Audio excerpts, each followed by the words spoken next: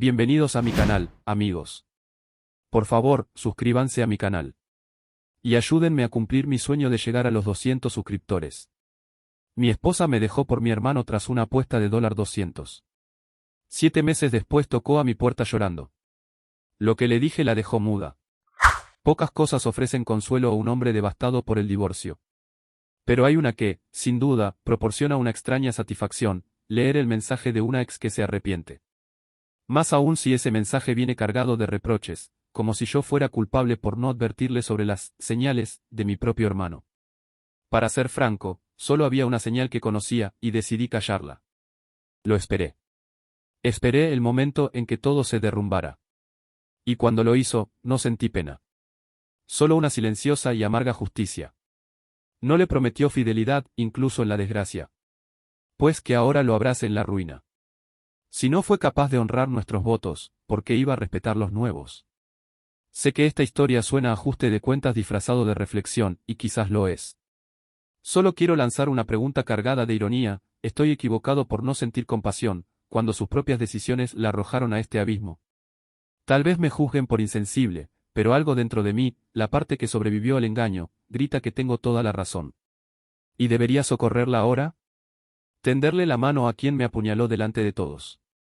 Porque eso fue lo que hizo: me dejó por mi propio hermano. Ese día quedó grabado a fuego en mi memoria. Pero mejor les cuento desde el principio, para que entiendan por qué jamás voy a olvidar. Fue hace 7 meses. Mi hermano, Mario, todavía disfrutaba la euforia de haberse ganado la lotería. Y con el dinero, llegó la arrogancia. Una noche, entre copas y carcajadas con los muchachos, soltó su nueva filosofía: el que tiene plata, tiene el poder. Y, riendo como si contara una anécdota inofensiva, afirmó que podía conseguir lo que quisiera, incluso a mi esposa. Todos reímos. Yo también. Le dije, medio en broma, medio en serio, que dejara de soñar. Mi esposa es leal, Mario, le solté. Él me miró con esa sonrisa torcida que siempre ocultaba una apuesta. 200 a que la tengo antes de fin de mes. Respondí con sorna, creyendo que lo conocía.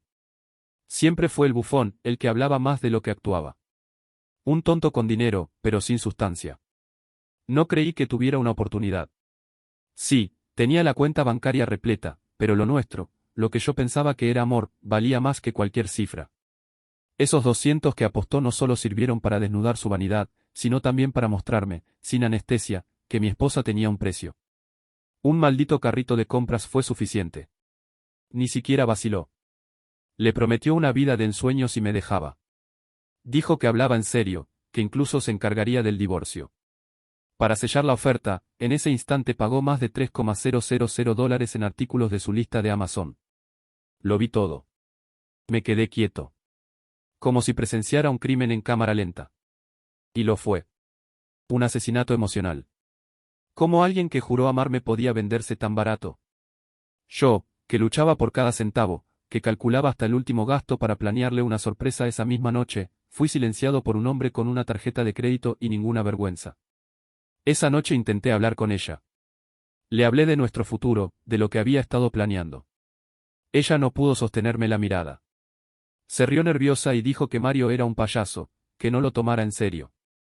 Le pedí que cancelara el pedido, que cortara el contacto con él. Sus ojos cambiaron. No me controles, dijo. Y luego, sin pestañear, si quisiera, te dejaría por tu hermano. Ahí supe que ya lo había decidido. Dormí solo esa noche, en la habitación extra. Ella se encerró sin decir una palabra más. A la mañana siguiente, se había ido.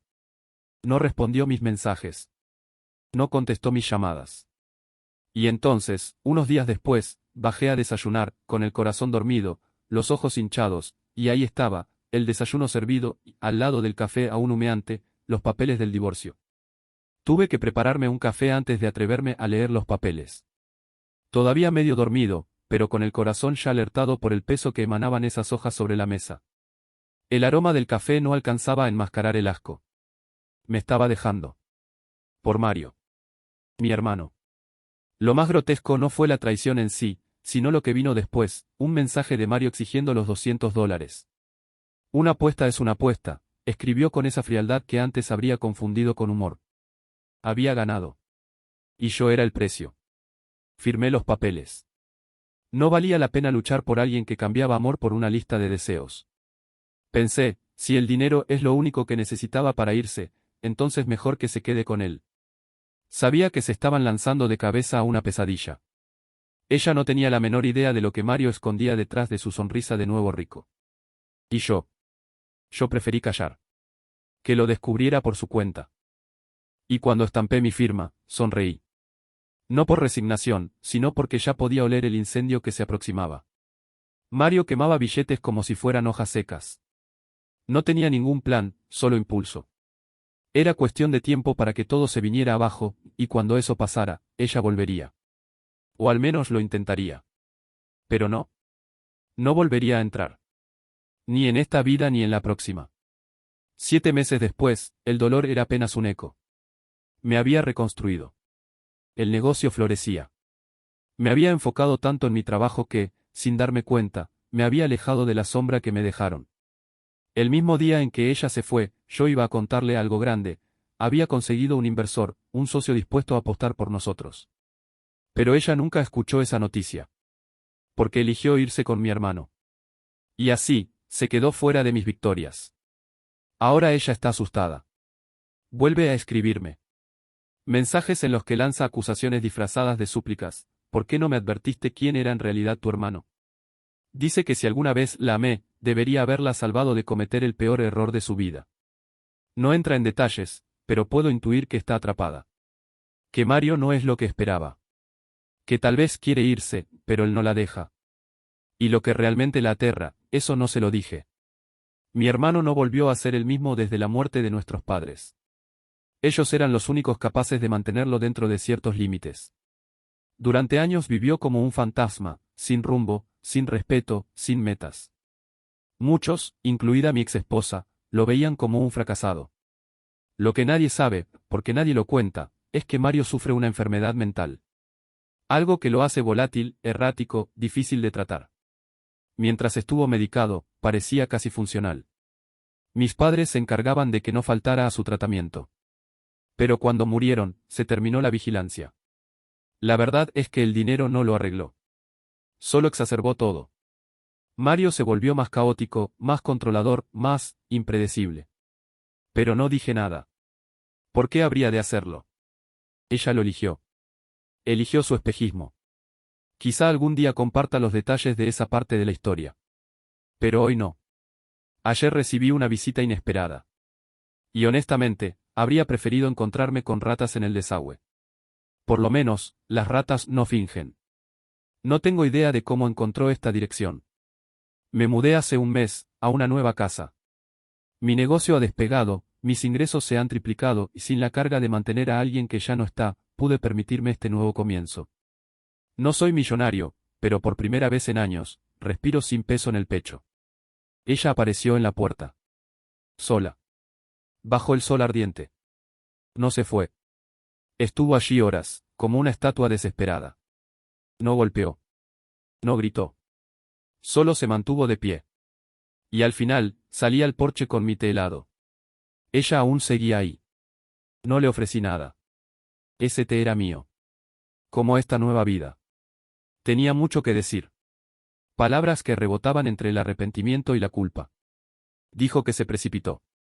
Que se había dejado llevar. Que nuestra discusión por el dichoso carrito de compras había escalado demasiado rápido. Nosotros teníamos problemas, pero esa noche, me dejé llevar, dijo. Como si esa frase pudiera arreglar algo. Como si la traición fuera una decisión espontánea. Confesó que esa misma noche, la que abandonó nuestra casa, se fue con Mario. Que fue su primera noche juntos. Que al estropear lo nuestro, sintió que no podía volver atrás, así que avanzó.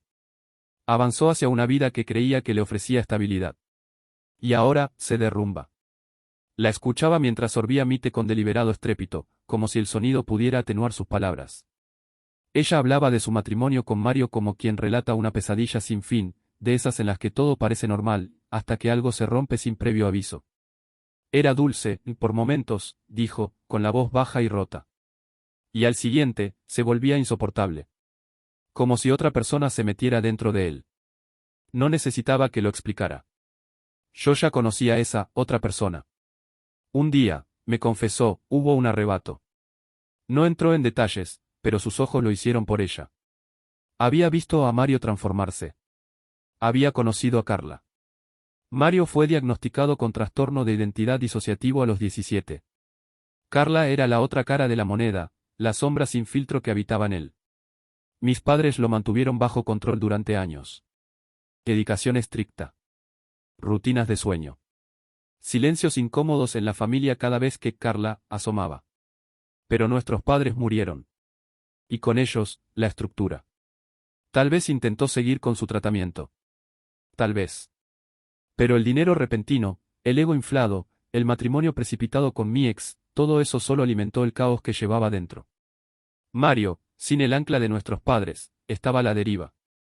Y yo lo sabía. Por eso no dije nada. No por crueldad. Por justicia. Mario podía levantarse una mañana siendo el mismo, y, por la tarde, convertirse en Carla, alguien capaz de actos tan oscuros que una vez lo expulsaron del instituto sin siquiera explicar por qué. Fue ese episodio el que llevó a mis padres a buscar ayuda profesional. Años de terapia y pastillas lograron reducir sus episodios, pero nunca los eliminaron por completo. El pueblo donde crecimos nunca lo entendió. Lo rechazó, lo marcó. Fue uno de los motivos por los que nos mudamos, la hostilidad era constante. Mario se volvió una especie de mito local. Un loco silencioso. Y yo, sabía. Cuando supe que se casaría con ella, tuve la certeza de que Carla volvería. Mario no estaba preparado para esa vida, ni ella para convivir con ese abismo. Ganar $2 millones y una esposa en cuestión de semanas fue como ponerle dinamita al borde del acantilado. Tarde o temprano, iba a estallar. Ahora ella lo sabe. Ha descubierto la verdad. Y está atrapada entre dos caminos igualmente venenosos, quedarse a intentar ayudarlo o pedir la anulación del matrimonio, argumentando que Mario nunca le reveló su condición. Ambas opciones son una derrota. Si se queda, vive con el miedo de no saber quién despertará junto a ella. Si anula el matrimonio, se borra todo, el apellido y el dinero. Pero ya no es mi problema. Porque ella ya no es mi esposa. Y yo no soy un hombre interesado. Solo escuché en silencio, hasta que terminé mi té. Luego me levanté, le di una última mirada, seca, sin nostalgia, y entré a casa. Cerré la puerta. Apagué las luces del porche. La noche ya había caído. Y yo no tenía por qué seguir iluminando el pasado. A la mañana siguiente, se había ido. No dejó nota. No escribió. Nada. Por un segundo, me preocupé. Vivo en una zona donde la gente jura haber visto ovnis. Nunca vi uno, pero no puedo evitar pensar, si alguno la levantó, por favor, que la devuelvan pronto. Aunque sea a unas cuadras. Ni siquiera hacía falta que la dejaran tan lejos. Parece que algunos no comprenden mi sentido del humor. Me critican por no tomármelo en serio. Pero ¿qué alternativa tengo? Llorar en cada párrafo. Sí, mi hermano está enfermo. Y sí, lo que tiene no le da derecho a destruir la vida de otros. Pero tampoco justifica que ella me dejara por dinero. Ninguna enfermedad, ni mental ni moral, es excusa para la traición. Así que sí. Me río. Porque si no lo hago, esta historia sería solo tragedia. Y yo ya lloré lo suficiente. Hay chistes que se escriben solos. Solo basta mirar a mi hermano y su flamante exesposa, son un dúo cómico sin gracia, el tipo de espectáculo que provoca más pena que risa. Pero, de algún modo, me siguen entreteniendo. Lo que voy a contar ahora es información que supe sin buscarla. Como una broma de mal gusto que alguien te obliga a presenciar. Un par de noches después de su visita, fui a comprar algo para picar en una tienda de barrio.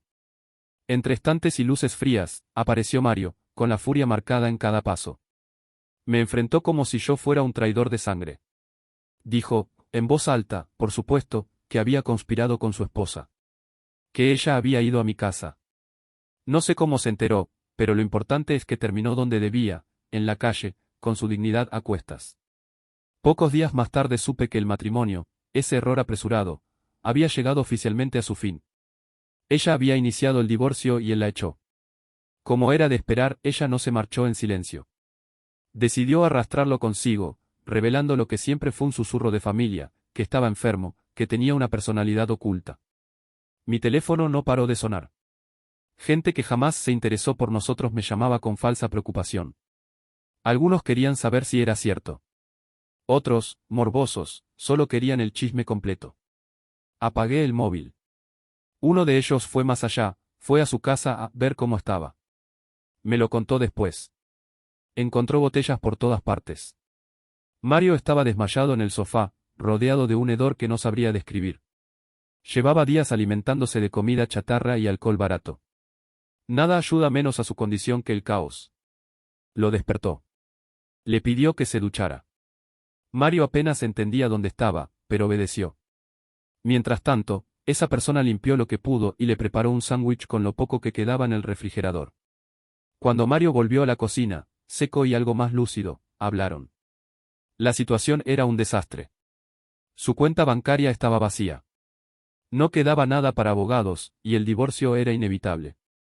Ella, al descubrir que ya no había dinero, hizo pública su desesperación en redes. Mario logró que su publicación fuera eliminada por acoso, pero el daño ya estaba hecho. Lógico que ahora quiera divorcio y no anulación. Porque con el divorcio aún hay algo que se puede dividir. Un auto, un sofá, una televisión. Migajas. Pero al menos migajas legales. Yo, por mi parte, jugué mis cartas. Empecé a acercarme a mi ex. No para volver. Jamás. Pero quería verla con los ojos de alguien que ya no ama. Noté el estrés en sus gestos, el temblor en su voz. Le dejé caer algunas frases ambiguas, sugiriendo que estaría por allí después del divorcio. No con intención de consolarla, sino para plantar una idea. Luego vino la subasta. El banco empezó a liquidar lo que quedaba de Mario. Yo compré su coche favorito. Ese mismo con el que solía alardear. El mismo en el que una vez llevé a mi ex a una cita. Le envié fotos. Nosotros en el auto. Sonriendo. No dije ni una palabra. Él perdió el control. Me llamó llorando. Dijo que yo era cruel, que no necesitaba esto ahora. Que su vida estaba desmoronándose. Me rogó que me alejara de ella, que ya había hecho suficiente daño. Le respondí sin rodeos. No me importa. Solo la llevé para tomar la foto. Después la dejé en su casa. Ella pensó que era una cita. La bloqueé esa misma noche. No fue más que una pequeña broma comparada con lo que él me hizo. Ella, claro, empezó a llamarme. A escribir. Mensajes llenos de culpa y nostalgia. Pero yo no quería volver. Solo necesitaba que ambos entendieran lo que habían perdido. Mario me confesó algo más. Una revelación tan absurda que apenas tuve que fingir sorpresa. Dijo que no tenía ningún trastorno. Que lo de las voces era una mentira que inventó en la secundaria para evadir consecuencias. Que lo expulsaron por una travesura, y que cuando lo mandaron al psicólogo, fingió tener otra personalidad porque había leído que eso podía ayudarlo a evitar castigos. Nunca tomó su medicación, solo la escupía cuando mis padres no miraban. No me escandalicé. Nunca lo creí del todo. Antes pensaba que era un idiota con una enfermedad. Ahora sé que es solo un idiota sin excusas. Le respondí. Aún así, deberías buscar ayuda. Quizás no tengas trastorno de identidad, pero trastornado estás. Alguien, en algún lugar, le pondrá un nombre a lo tuyo. Fui cruel. Tal vez. Pero después de todo lo que pasó, me lo debía. Y no me importa. Hay derrotas que no hacen ruido. Solo se arrastran por el suelo, con la dignidad colgando como un abrigo roto. Mi hermano y su breve matrimonio son eso, una tragedia que ni siquiera merece lágrimas. Una historia que se cuenta sola, sin necesidad de exagerar. Todo comenzó una noche cualquiera, sin presagios. Fui a comprar algo en una tienda local, empujando un carrito sin rumbo. Entre luces frías y pasillos desordenados, apareció Mario. Sus pasos eran puñaladas sobre el suelo. Me encaró como si el mundo le hubiera dictado que yo era el enemigo. Que yo, y no sus decisiones, era el culpable de su miseria. ¿Crees que no sé lo que hiciste?, me gritó, tan alto que hasta la cajera dejó de escanear productos. Ella estuvo en tu casa. No respondí. No había necesidad. El espectáculo era para él, no para mí. Salió como entró, con más ira que razones. Y así fue como entendí que ya todo se había resquebrajado. Días después, supe que el matrimonio se había desmoronado. Que ella había tomado la iniciativa del divorcio. y que él, en un acto de control desesperado, la había echado. Pero ella no se fue sola. Se llevó consigo la verdad. La expuso. Mario tenía un historial oculto, enterrado bajo años de silencio familiares. Su mente era una habitación con demasiadas puertas, y no siempre era él quien abría cada una. Cuando su ex lo reveló públicamente, fue como prender fuego a una casa ya en ruinas. Mi teléfono colapsó con llamadas. Algunos fingían preocupación, otros querían el drama. Lo apagué. No estaba para ser intermediario de ninguna tragedia ajena. Uno de los curiosos se atrevió a visitarlo. Lo encontró perdido entre botellas vacías, rodeado de un desorden tan denso como su mirada. Mario apenas reaccionaba. Vivía en piloto automático, alimentándose de basura, durmiendo entre sombras. Lo ayudaron. Lo bañaron. Le ofrecieron pan. Mario comió en silencio y luego confesó, ya no quedaba nada. El dinero había desaparecido. La mujer, también. Y ahora lo único que lo rodeaba era el eco de su propia caída. Ella, al descubrir que su vida perfecta era solo fachada, publicó su rabia en redes. Él logró hacer borrar la publicación, pero lo esencial ya se había filtrado. Mario era un castillo de arena, arrastrado por su propia marea. Por mi parte, comencé a jugar otro tipo de partida. Me acerqué a mi ex con la distancia de quien ya no siente. No había amor ni deseo. Solo curiosidad. Quería mirar en sus ojos lo que se siente perderlo todo. Jugamos al teatro. Yo con mis insinuaciones. Ella con su arrepentimiento mal disimulado. Le dejé migas de falsa esperanza, no para que regresara, sino para que dudara. Y entonces vino la subasta. El banco, como siempre, llegó a tiempo para recoger las ruinas. Yo fui uno de los compradores. Adquirí el coche favorito de Mario, ese símbolo ridículo de su masculinidad prestada. Y sí, lo manejé. Y sí, llevé a mi ex a dar una vuelta. Solo una. Para capturar una imagen. Una sonrisa falsa. Un escenario. Le envié la foto. Sin palabras.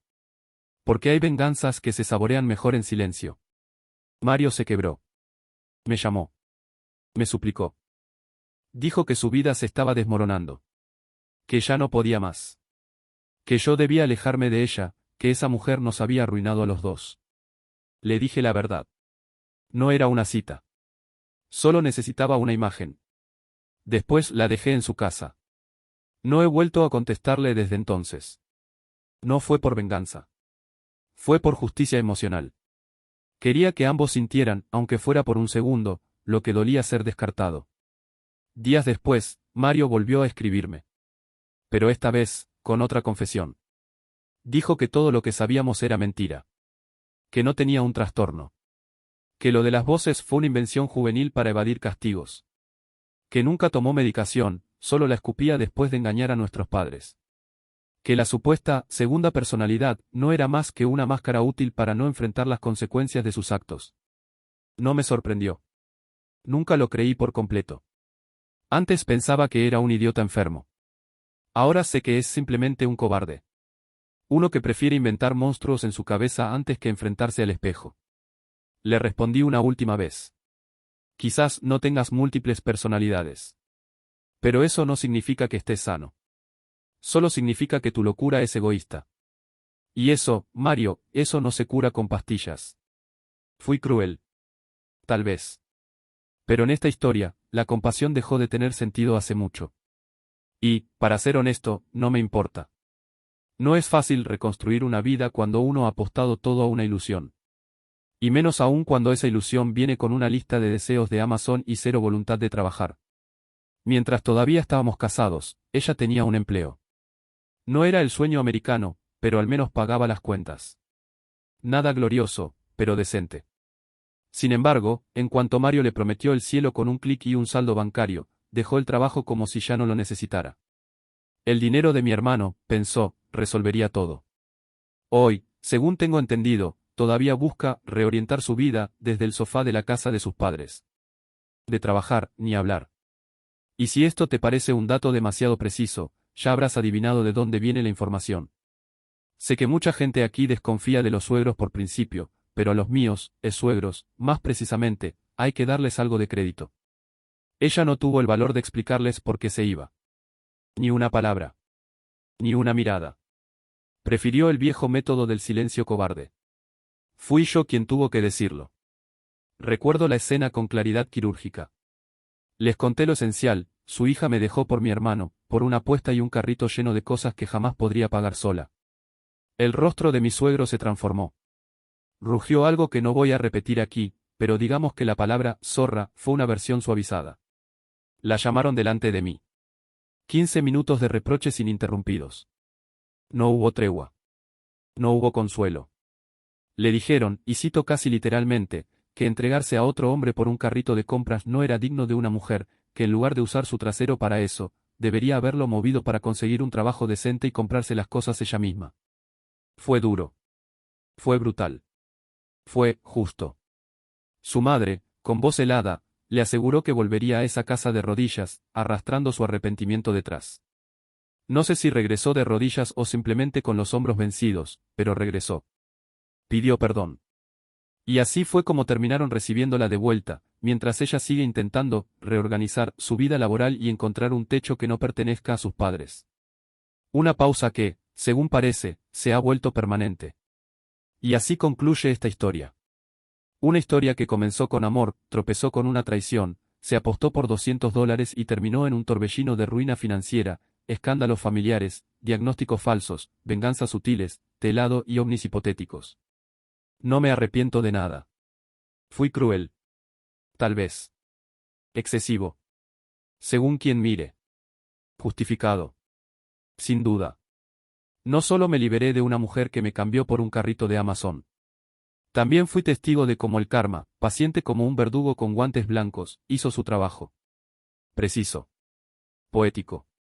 Lo que aprendí es simple: la mejor venganza es vivir bien y ver cómo quienes te destruyeron terminan destruyéndose solos, sin que tú necesites tocar una sola pieza. A quienes llegaron hasta aquí, gracias. Por leer. Por juzgar. Por reír. Por debatir. Y si alguna vez sienten que la vida es injusta, recuerden esto. El karma no olvida. Solo camina despacio. Ahora, si me disculpan, tengo una taza de té esperándome en el porche. Mi porche.